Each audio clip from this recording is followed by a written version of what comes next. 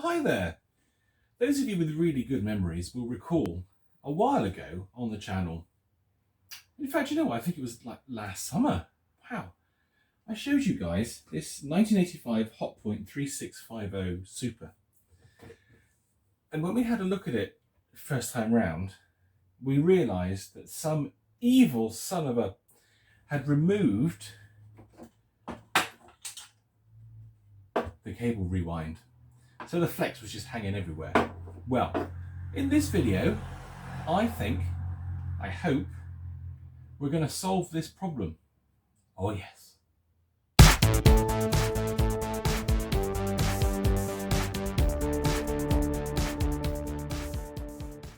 Recently on the channel, we had a Hoover Breeze AAA, which was scrapped because it was pointless keeping it. I was never going to refurbish that. And in the Breeze was this, a very small and compact cable rewind unit. And this made me think to myself, oh, I know where I need a small and compact cable rewind unit, in that Hotpoint. Now this Hotpoint actually kicked off a donation of 2 other Hotpoints, which was incredible. And actually the purpose of those donations was to use the parts from those machines to fix this one. But when they came and I looked at them, those machines were actually too nice to scrap. I couldn't bring myself to do it. So this Hotpoint, the original Hotpoint, has waited all this time for me to pull my finger out and try and get a flex rewind unit into it. And there was no way I was ever going to find an original Hotpoint flex rewind unless I scrapped a Hotpoint, which I cannot bring myself to do because of many reasons. So in this video, we're going to attempt to get this rewind unit from the Hoover Breeze into the Hotpoint. Now, I have actually already started this process, but I didn't want to film it because there was a lot of thinking time involved, and I had to sort of experiment and cut plastic and then retry and think about how I was going to do the next bit to it. So it would have been a little bit boring for you. But I've had my Dremel out, which is here. Very useful tool. And as you can see there, I've chopped off the brake mechanism from the Breeze's rewind. And we're actually very close now to being able to get it into the Hotpoint. You'll notice that I put a cable tie on it to lock it in place, because with the brake gone, well, this thing just wants to fly off and just spring everywhere. So that's the intention of this video, and I think we are almost there with it actually. So let's stop waffling on and try and get this rewind in place. I'm going to show you what I've had to do in order to get this thing mounted. So it'd be much easier if you guys are closer. So let me change things around and I'll show you what I've done. Let's start off in the rewind compartment of the Hotpoint, and I'll show you what I've done here. So I've had to cut away quite a lot of plastic at this point. I've had to cut this post down because it was all out too much. It was sticking out too much, which meant the reel was sticking out too far. I've cut away plastic here and here, and I've cut it away here as well. So we have enough room now to get the rewind unit in place. And I think I've done enough cutting, I think. So that's really cool. And this cable tie is here because it's going to form like the the bottom mount of the rewind. Because it needs to be pulled quite tightly towards the back of the body. Because if it comes forward at all, it starts to foul on things. And if it's foul, that's no good. You'll also notice there on the faceplate, how can I do this so you can see it a bit better? See, this is much longer than this one now, so this has been cut down. It's been chopped away, as you can see, to allow the rewind to be in place. This side was okay. So far, it's okay, but that one had to go. And if we look at the rewind unit itself, which I'll just bring into shot here, as I've already mentioned, I've had to chop the brake mechanism off, like so. But it did leave us with this piece of plastic that sticks out on the side. You'll see there's a hole in there now, so that will go into that post over there. And I've cut a hole in the bottom of it there, drilled a hole rather, and that will go through that cable tie. So that's my intention. Oh, and also I had to chop a little bit off that sort of center axle bit there because it was too tall and it was fouling on the faceplate. So let me put you down so you're a bit more stable, and we'll try and get the rewind into this hole. Fingers crossed. Slightly tricky to get you guys into a position where you can see what you need to see and I can work. So, yeah, we'll see how this goes. First thing I need to do is to release the cable tie that's holding the rewind in place, because once that is in, it's going to be impossible to remove this. So I just need to get this out, which is a bit tricky. Again, I have to be very careful here because the rewind just wants to fling itself around and lose all its tension. So, this is not easy. You probably can't see it, sorry, but very limited for space here. So I need to hold that. I need to push that through there. And now I can withdraw this cable tie. Okay, so actually, I'm an idiot, aren't I? I probably should have wired it up first before doing that. Can I? Yeah, maybe. Have I got enough space to do that? All right, I might have to try and do this one-handed and hold the rewind. If I can just get this one in, we're halfway there. Let's get the neutral connected up. I have to do this with my left hand, which is not ideal.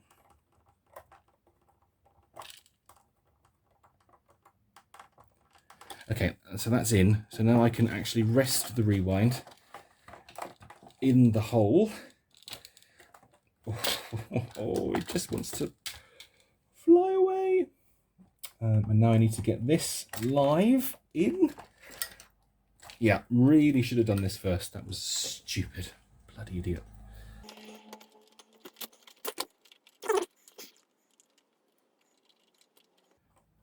Okay, so that's the rewind wired in to the Hotpoint. Try and get the switch back in place. Now, I need to get this cable tie through.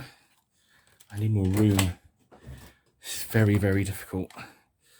Okay, so this cable tie is going through that little hole there, and it's coming out around like so, and it's going to hold the rewind in place. That's the plan. Can I pull that through anymore? Nope. Can't get it in. Oh, come on, go through the hole.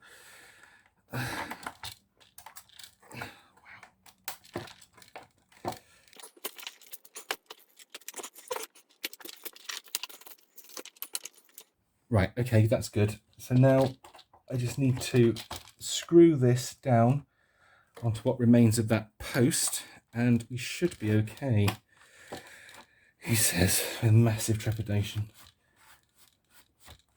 Yep, that looks all right. Route that wire behind there. Now, I did find a screw for this. There it is. Okay, good. So I need to get this screw in. Again, very tricky to do. I'm sorry if you can't see anything, but this is very, very awkward. It's one of the reasons why I didn't want to film it, because when you're filming stuff, you've got to be able to show what you're doing. And if you can't see yourself, well, it ain't going to work, is it? Now let's get that screwed into what remains of that post. And that should be about right. How's that? Oh, look. That is rotating, which is great. Now we've just got to, oh God, I've got to get this in. Okay, can I get that in? I don't even know if you can see that. It's just my hands. Bend that back. Give us a bit more of a chance.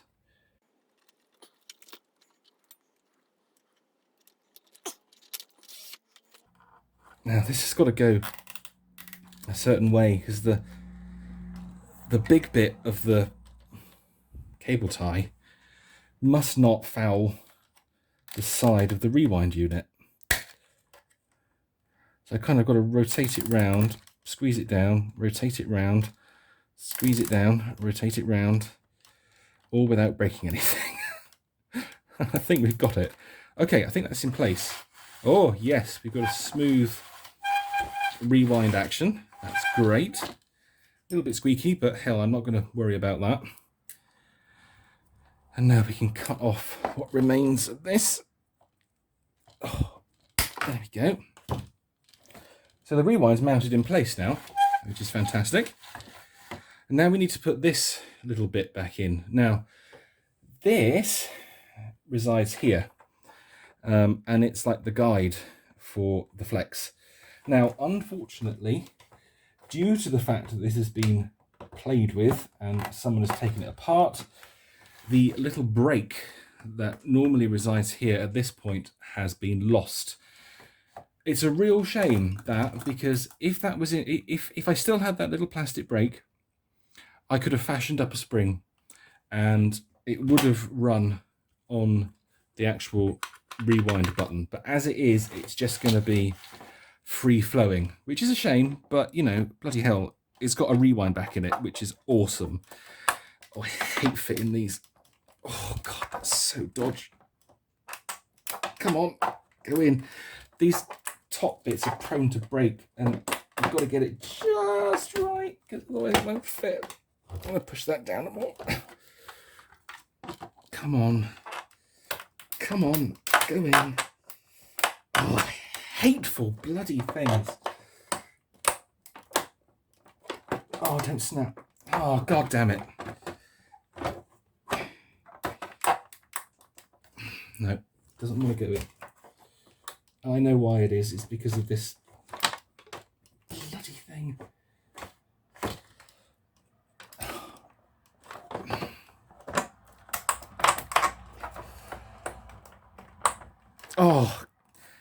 Oh, you are evil. You are evil, you evil son of a bitch.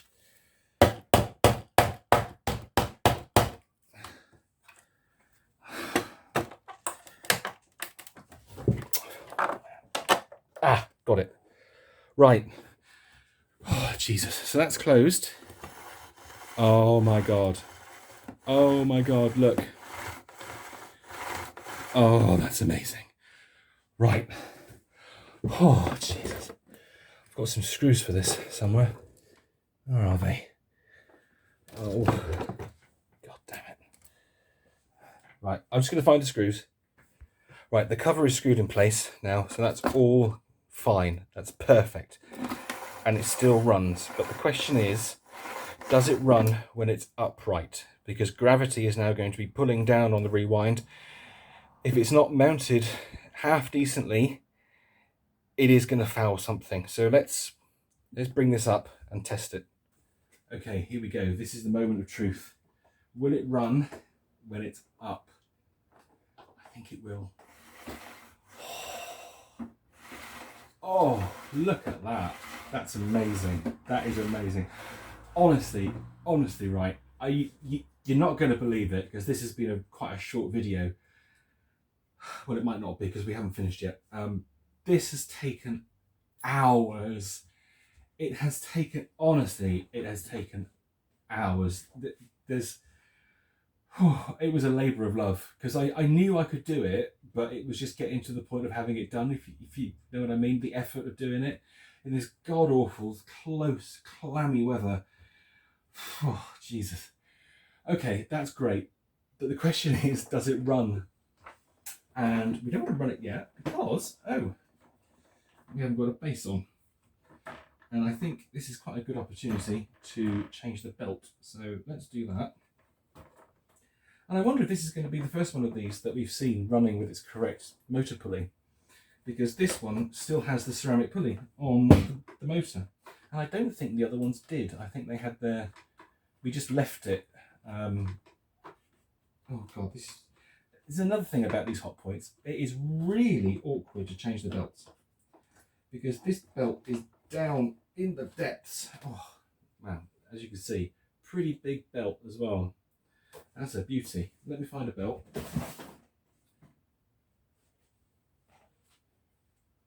Ooh, oh, that was relatively easy. That one will do nicely. Let's pop that one back in there in case we need it again. Slightly thinner belt, this one, so it should be easier to get on. Stick my fingers down this hole. There we go. Yep, that's good. and then get this in. This is not the best way to do a belt on an upright vacuum cleaner at this angle, but what the hell, we're here, we'll do it. Put that back in. There we go. I think that's right. Pretty sure it is. Yeah. And then the base plate has been hanging about here for ages and ages.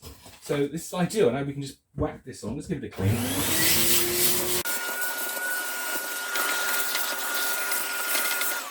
Go mad. Now how does this go? Does it go with that one? Yeah, there we are. Screwdriver. Again, slightly awkward.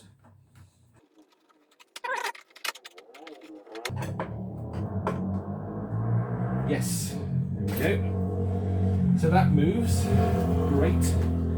And now we want to put a dust bag in it. And we will, of course, use a pneumatic HEPA flow bag, because why wouldn't we? And these actually fit quite nice on here. It's almost as if they were made for it.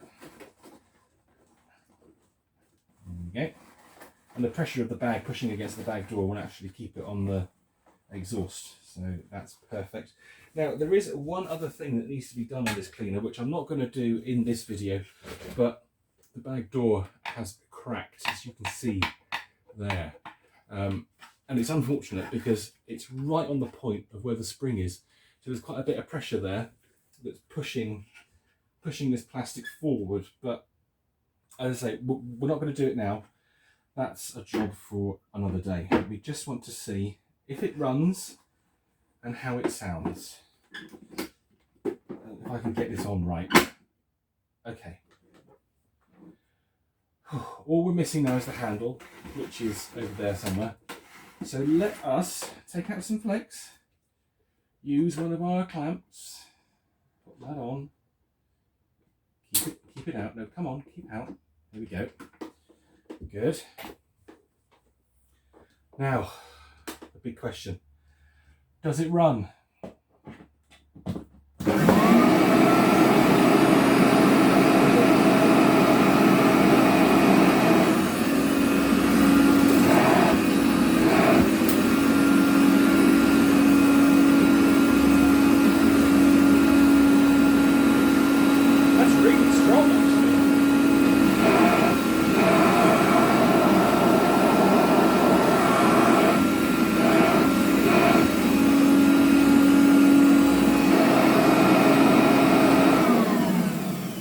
Oh my God, what a relief that is. After all that effort, what a relief.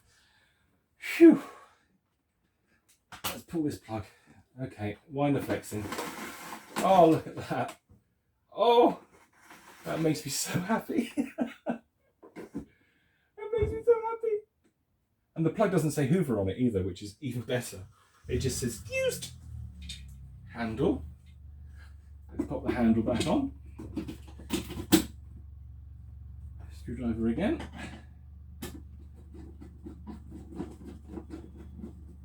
And there we go. Done. Oh, can't believe it. Oh, I'm so relieved. As I said, that was so much work. Awesome. Right. So this is done. I am going to pair this with another sort of burgundy red cylinder vacuum cleaner of the same vintage when we do the first use video. But before that, I'm going to clean it up, which I'm going to do off camera. So really, that's it for this video. I hope you enjoyed that. I hope you're impressed. Please be impressed. I need the attention. Oh, I am going to go for a lie down. Anyway, thanks ever so much for watching. Don't forget to do the usual commenting, subscribing and liking, because I love hearing from you and it just really helps me out. It really helps the channel out. So I appreciate it massively. But until the next video, you guys take care and I'll see you soon. Bye.